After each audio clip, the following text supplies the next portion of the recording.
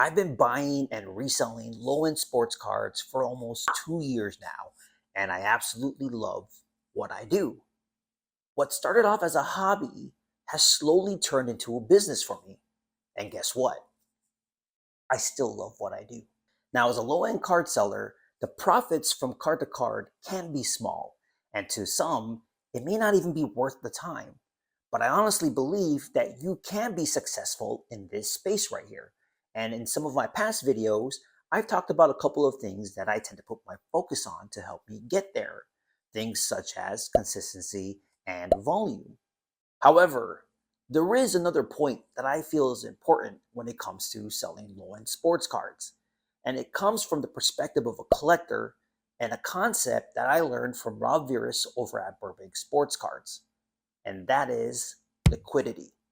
It's one of the things he often talks about, creating liquidity within the hobby. And if you've watched any of his Instagram reels, the concept of liquidity is a recurring theme in most of his videos. And as a low end card seller who sells cards online, one way that I can provide liquidity is by creating accessibility. I'm very fortunate to live where I do, in which I have access to multiple card shops and weekly card shows. And in these places, I'm able to find all types of cards that I can buy, using my knowledge and my collector mindset to find cards that some collectors may be looking for to add to their player PCs or their binders or their sets.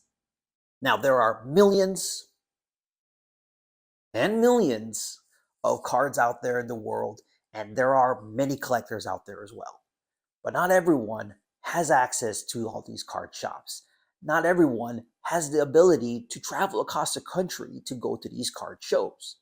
The reality is, most people are regulated to buying their cards online. And that's the goal here, passing on that access to others online.